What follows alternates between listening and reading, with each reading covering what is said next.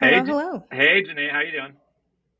Good. How are you? I'm good. We have 10 minutes to talk about everything we do and do not like about strategic planning.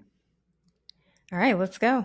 So we have been looking at how many RFPs have we looked at as consultants for people wanting our strategic planning consultant. One of the first things that we did was respond to an RFP like over a year ago, strategic planning.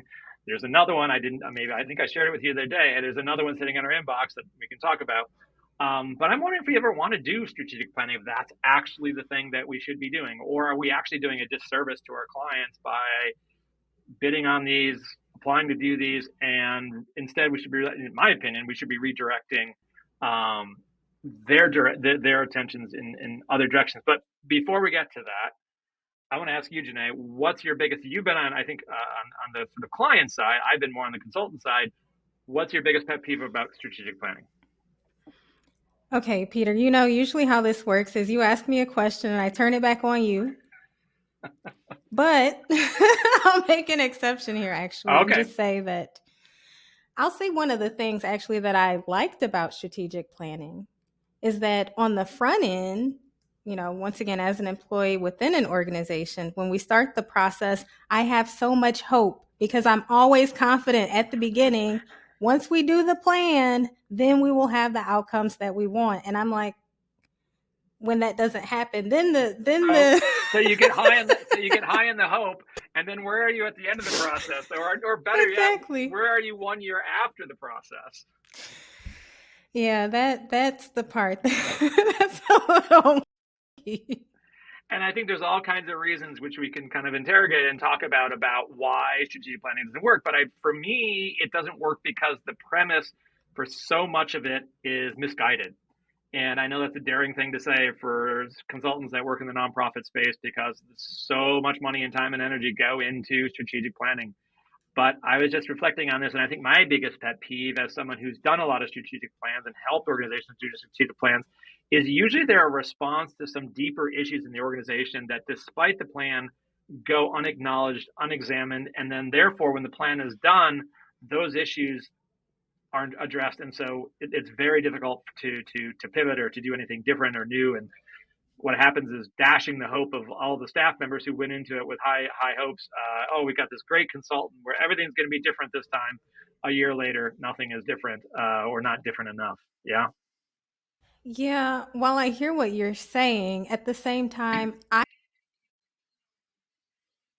so like I said before, I've been on it from the like employee organization.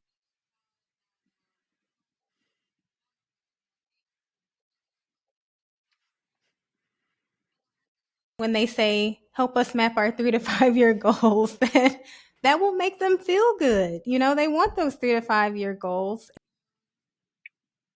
We're not helping them in that way. How are we helping them get that sense of we're moving in a direction together? Yeah, no, I get that. I think it's important to have direction, but the idea of 3 to 5 year goals, another pet peeve of mine, right? Is that there is so much change and so, especially these days, right, when there's so much uncertainty and so much turbulence in our sector, right? The idea of doing 3 to 5 year goals, if we think back a little bit more than 5 years ago now, just before the pandemic, and think of everything that's changed, that has happened between now and then, how can you create a plan with all that the things that we didn't see happening that have major impacts on our sector having happened? And so I think it's important to have direction, but I think this timeline, I don't know, in my opinion, it gives folks a false sense of security, can actually backfire an organization, as we talked about at the beginning, right?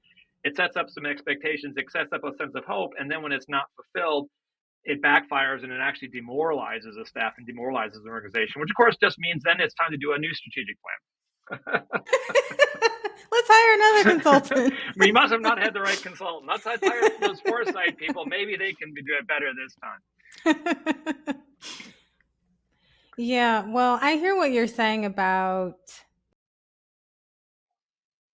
makes me think of actually something that I read years ago in Emergent Strategy by Adrienne Marie Brunson. And the idea is they're not locked in a specific direction. Yeah. And I think that's important. I think it's absolutely important to have those and have those very well defined and defined at a level of or a resolution that's not too general. What's hard about those, right, is you don't want them too specific and you don't want them too general. It's finding that kind of middle ground, right? So you can still pursue those, but you can have the nimbleness and the flexibility to pursue them in different ways as circumstances change from year to year or month to month or week to week or day to day in our current sort of reality.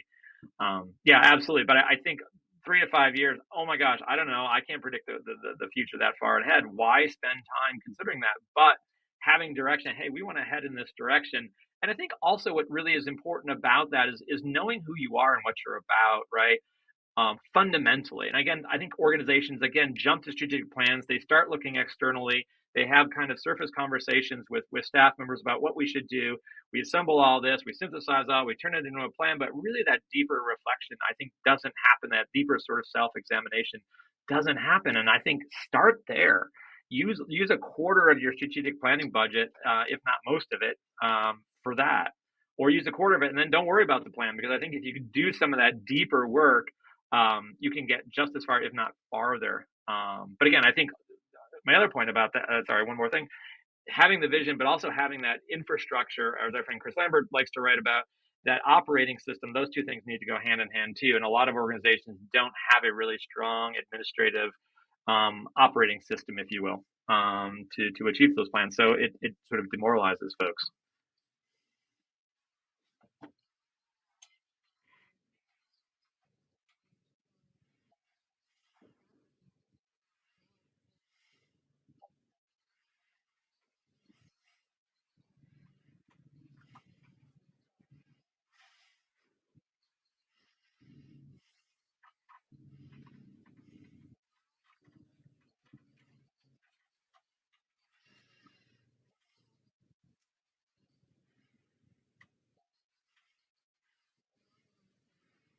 Mm-hmm. So do we need a service offering teaching people courage?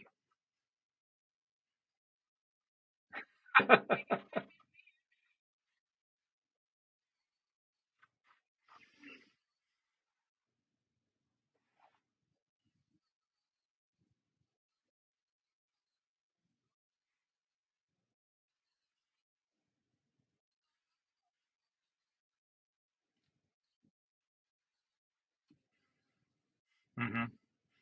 Or even hey, we don't have this work has evolved and we no longer have the skill sets or the perspective or whatever to continue to pursue this work in the way that we have, and we either need to skill up, we need to sort of bring in other people, we need to partner, we need to think about rethink kind of what we've been doing. I think a service offering I've been thinking about as I've been thinking about strategic planning actually is teaching people how to better navigate ambiguity, and also this idea of flux of sort of constant change. I think those two things are related but not necessarily the same, because ambiguity can give you a sense of really deep sense of sort of physical unease.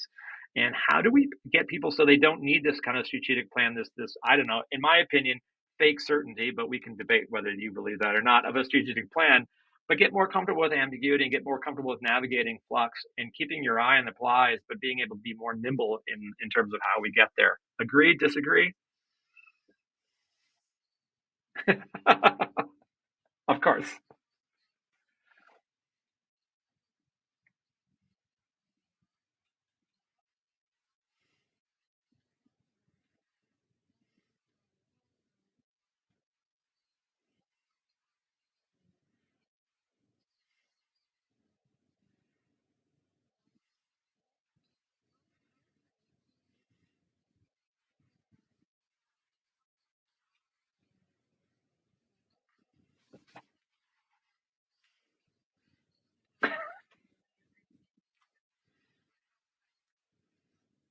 Totally appreciate that. So we have 45 seconds left. We're going to keep these things to 10 minutes. Are we doing strategic planning or not, Janai, in terms of foresight? Should we consider to do this, or should we like, hey, you know what, we don't do strategic planning because we feel like it's not the best use of our clients' resources? Well, those tuning in will have guessed by the title of this episode that we've landed on. No, don't hire us to do your strategic plan. But I do think it would be a great idea for people to come to us for alternatives or to think through what's going on in their and what they might actually need. Yeah, I appreciate that, Janae. As someone who's been in the space a long time, I think we really need to kind of rethink some of these kind of stereotypical kind of service offerings and re-envision them for kind of a new age, if you will. Sounds a little hokey, but yeah. All right, we're at 10. All right, see you next time.